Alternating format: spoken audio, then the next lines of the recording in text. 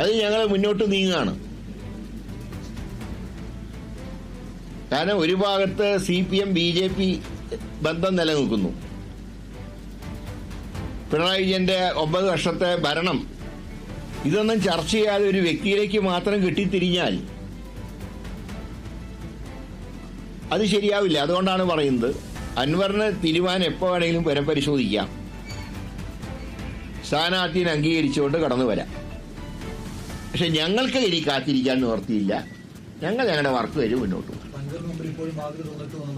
ആരും വാതിൽ കൊട്ടി അടയ്ക്കുന്നില്ല. വാതിൽ കൊട്ടി അടയ്ക്കുന്നില്ല.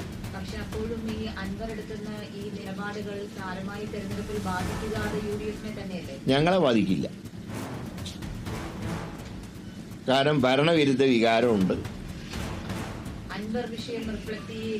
ഇല്ല ഇല്ല ഇനി അദ്ദേഹം നമ്മളോട് കൂടെ നിൽക്കുന്നില്ലെങ്കിലും റിഫ്ലക്റ്റ് ചെയ്യില്ല. കാരണം അദ്ദേഹത്തിന്റെ മുമ്പിൽ UDF-നെ തോൽപ്പിക്കുക എന്നുള്ള ഒരു അജണ്ട അദ്ദേഹത്തിന് ഉണ്ടാവുമെന്ന് എനിക്ക് തോന്നുന്നില്ല. കാരണം സ്വരാജിനെയാണ് ഇന്ന് ഏറ്റവും കൂടുതൽ വിമർശിച്ചത്. ഇന്ന് അദ്ദേഹം ഷൗക്കത്തിനെ കുറിച്ചൊന്നും പറഞ്ഞിട്ടില്ല. അതുകൊണ്ട് തന്നെ ഇതൊരിക്കലും UDF-ന് പ്രതികൂലമായിട്ട് ബാധിക്കുമെന്ന് ഞാൻ കരുതുന്നില്ല.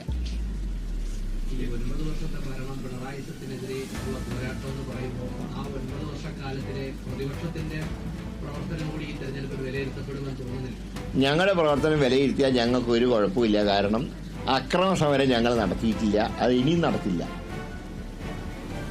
അക്രമത്തിൻ്റെതാണ് പ്രതിപക്ഷ ശൈലിയെങ്കിൽ ആ ശൈലി ഞങ്ങൾ ഒരു കാലത്ത് അനുവർത്തിച്ചിട്ടില്ല.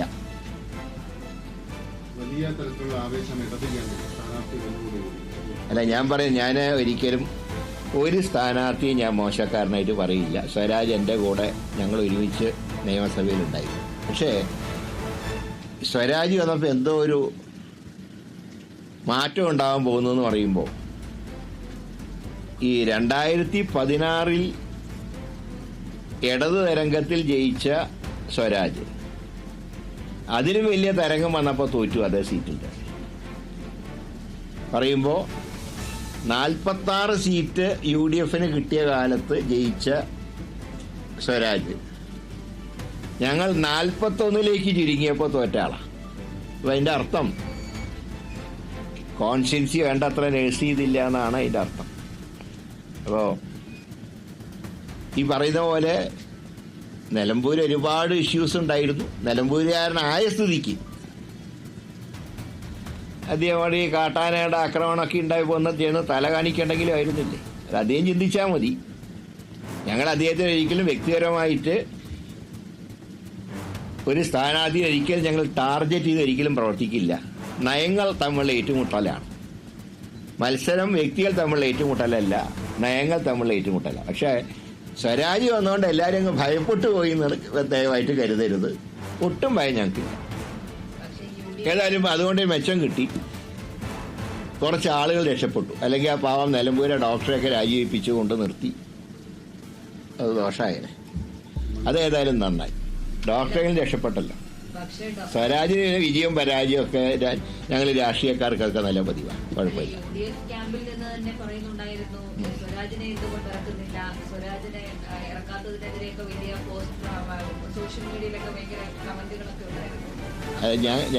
ഞങ്ങളാരും ഔദ്യോഗികമായിട്ടൊന്നും ആരും എന്തുകൊണ്ട് മത്സരിപ്പിക്കുന്നില്ല. അതെങ്ങനെ എതിർ പാർട്ടിയോട് എന്തിനാ ചോദിക്കേണ്ട ആവശ്യം? അത് അവരുടെ ഇഷ്ടമല്ലേ, ആര് വേണം വേണ്ടാന്ന്. അത് അധികം പേഴ്സണലായിട്ട് ഇട്ടായിരിക്കും. പാർട്ടി അങ്ങനെയൊന്നും ആരെയും നിർത്താൻ ആവശ്യപ്പെട്ടിട്ടൊന്നും. അത് ശരിയല്ലല്ലോ. ഏർപ്പാട് CPM-ന്റെ സ്ഥാനാർത്ഥി ആരാണെന്ന് CPM തീരുമാനിക്കും. കോൺഗ്രസ് സ്ഥാനാർത്ഥി ആരാണെന്ന് കോൺഗ്രസ് തീരുമാനിക്കും.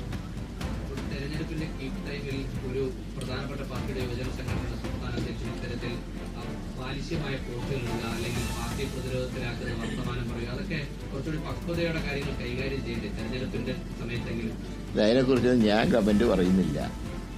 ചെറുപ്പക്കാരാകുമ്പോൾ ആവേശം കൂടും. ഞാനും ആ പ്രായത്തിലൊക്കെ അതിന്റെ ഇരട്ടി ആവേശം കാണിച്ച ആളാണ്. കഴിഞ്ഞ ദിവസം ഒരു ഡോക്ടർ വിഷയത്തിൽ ഡോക്ടറുടെ ഒരു അവസ്ഥയെ കുറിച്ചൊക്കെ